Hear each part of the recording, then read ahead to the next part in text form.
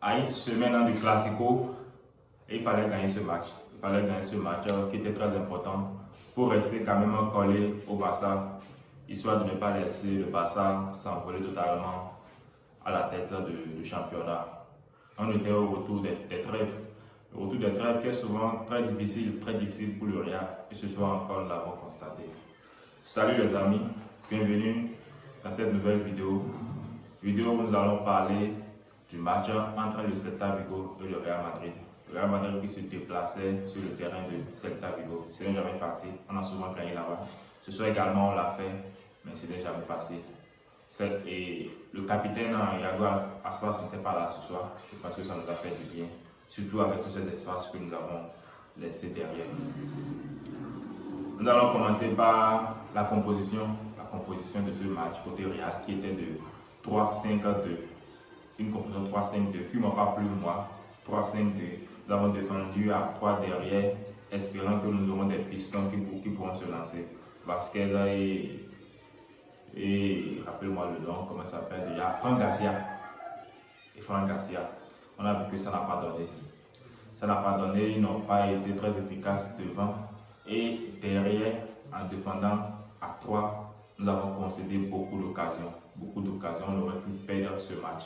Oui, il faut déjà remercier Courtois. Courtois qui fait un arrêt monumental à la 7e minute. Sans ça, le match aurait peut-être changé. Si jamais nous encaissons à la 7e minute, ça aurait pu changer totalement le match. Donc Courtois a réalisé cet arrêt. Merci beaucoup Courtois. Merci Courtois. Après ça, bon, le match a commencé.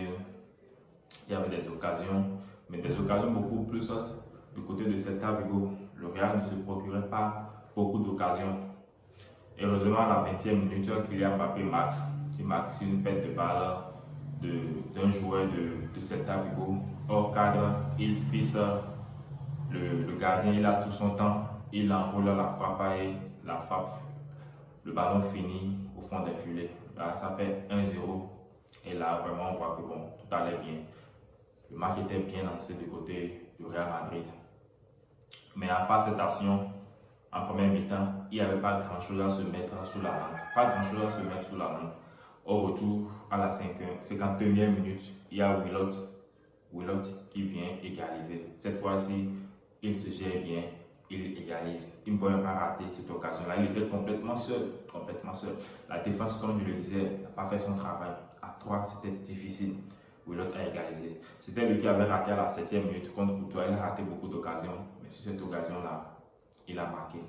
Et là, on est revenu à 1-1. À 1-1, le Real est retombé encore dans ces réveils de cette année où on ne pouvait plus se procurer des occasions, où il y avait des pertes de balles, où on s'exposait. Celta Vigo pouvait répartir facilement, venir aux abords de surface. C'était pas facile. Et heureusement, il y a Luka Modric qui vient nous sauver. Luka Modric qui entre et qui trouve la faille. Nous voyons là vraiment que si on avait perdu Luka Modric et Toni Kroos à la fois, ça aurait beaucoup joué sur le Real. Donc Modric qui fait une bonne entrée, qui fait cette passe-là à Vinicius également, qui est très réaliste, un Vini en ballon d'or, comme on le dira, Vini qui a marqué. Et ce but de Vinicius me rappelle un but de CR7 dans un classico où il reçoit la balle, il part du côté gauche, il frappe et il marque. Et c'est là qu'il fait sa célébration de calma. On espère que dans une semaine, Vinicius pourra également marquer dans ce classico-là. Donc Vinicius qui marque son but ici, ce qui permet au Real de repasser quand même à 2-1. Vini qui ira célébrer en dansant. Je sais que ça agace parfois les supporters adverses, mais c'est son genre, on ne peut pas le changer. C'est sa manière à lui de célébrer. D'autres vont le trouver comme une provocation, mais pour moi, ce n'est pas une provocation. Donc Vini qui marque, on revient à 2-1. Sinon, que dit de ce match? Il n'y a pas grand-chose à dire de ce match. Nous avons vu Kylian qui a marqué son but. À part ce but-là, on n'a pas vu grand-chose dans le match. Il n'y a pas grand-chose qu'il a pu faire. Il n'y a pas grand-chose, mais il a essayé quand même. Il a essayé, je pense, avec le temps. On le voit quand même physiquement. Physiquement, on voit quand même qu'il revient. Oui, on voit qu'il revient physiquement. Avec le temps, je pense que ça donnera. Nous avons vu Vini Kylian. Bon, nous sommes les premiers à dire que nous voulons voir une connexion entre ces deux-là. Mais pour moi, il ne faut pas forcer la connexion. Nous avons vu ce soir, parfois les deux ont tendance à coûte que coûte vouloir se trouver, même s'il n'y avait pas la faille, même s'il n'y avait pas la possibilité. Il y a Bellingham là, il faut jouer avec Bellingham. Surtout que nous avons un classement ce soir 3-5-2. Ça offre normalement plus de possibilités à jouer avec Bellingham. Mais on ne l'a pas trop su, on ne l'a pas trop constaté. Je pense qu'il ne faut pas forcer la connexion. La connexion, elle viendra naturellement. Oui, il faut se chercher, mais quand c'est fermé, il faut jouer autrement.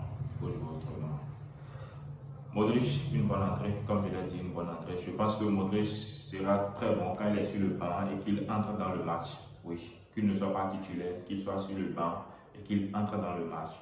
Puisqu'il n'a plus trop de tonus musculaire, il n'aura plus vraiment, il n'est plus jeune pour pouvoir vraiment se donner, faire beaucoup de courses et autres.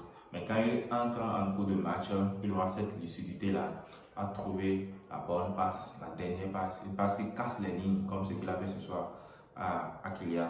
Oui, ce serait bon que Modric soit sur le banc et qu'il entre en cours du match. Sinon, ce soir, nous avons concédé beaucoup d'occasions. Quand nous regardons au niveau des statistiques, Celta Vigo a fait 13 tirs contre 10 du côté du Real Madrid. Et Celta Vigo a cadré 5 fois. Le Real n'a cadré que 3 fois. Oui, on a cadré 3 fois, on a marqué 2 buts. Et nous avons été très réalistes, mais il faut cadrer plus que ça. Pour une équipe comme le Real Madrid, on doit cadrer plus que ça. Nous avons eu 2 corners. Celta Vigo a eu 6 corners. Ça montre combien de fois nous avons été sous la pression. Et vers les dernières minutes encore, nous avons concédé beaucoup d'occasions. Concédé avec cette occasion qui aurait pu faire mouche. Je ne sais plus de quel joueur de Celta Vigo, mais il faut vraiment éviter ça. La défense, ça ne va pas. Ça ne va pas toujours. La défense, ça ne va pas. Il faut que Carlo Ancelotti trouve vraiment des bons repères. Je pense qu'il faut défendre à 4. Il faudrait qu'on défende à 4. Défendre à 4, ça ne va déjà pas, et défendre à 3, ce serait difficile. Il faut défendre à 3 peut-être dans les matchs où on est sûr d'avoir le contrôle du match, où on est sûr de dominer correctement. Là, on pourra défendre à 3. Mais contre une équipe comme Celta Vigo, c'est vraiment, on a souvent eu la réussite contre cette équipe, mais ça n'a toujours pas été facile. Je pense qu'il faut défendre à 4. Oui. Bon, quand on regarde le classement, là on revient à hauteur du FC Barcelone en attendant leur match. On revient à 24 points. Mais toujours deuxième parce que Barcelone a marqué beaucoup plus de buts que nous. Leur attaque est vraiment, c'est une attaque qui marque beaucoup. On est quand même à hauteur en attendant le match contre Séville. En attendant peut-être qu'ils font un match à nul ou bien qu'ils pètent. C'est difficile d'imaginer que le Barça pète. Je pense qu'ils le reçoivent, hein. C'est difficile. Tellement ils sont en feu, tellement ils sont en forme. Je dirais même que je crains pour le Classico qui est prévu pour dans une semaine. J'espère que, à défaut de ne pas gagner, au moins on pourra faire un match nul. Je ne suis pas pessimiste, je sais que le Real peut gagner. Le Real peut se faire dominer et gagner. J'espère que cela sera le cas. J'espère que nous allons remporter ce match-là pour définitivement revenir à hauteur des Catalans. Alors, c'est pas le prochain match. Le prochain match est contre Dortmund. Ça, je pense qu'on reçoit. Oui, on reçoit contre Dortmund. Le remake de la dernière finale remportée contre Dortmund. Ça n'a pas été facile. Dortmund avait beaucoup d'occasions. Des Barres, des Si, ADMI qui avaient raté beaucoup d'occasions. J'espère qu'on ne va pas trop concéder d'occasions et qu'on pourra gagner ce match-là. Surtout qu'on avait perdu contre Lille. Il va falloir gagner pour remonter au classement. Dortmund fait partie des premiers actuellement parce que Dortmund a gagné ces 2 premiers matchs. Ces 3 premiers matchs. Tant qu'on est déjà à 2 journées.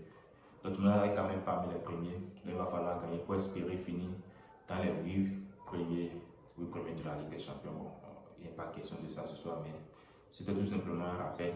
Après Dortmund, nous aurons le Classico le samedi 26. Il va falloir être prêt. Et avec des blessés et autres, je ne vois pas comme Dortmund tourner. Si on pourra tourner, non, je ne pense pas.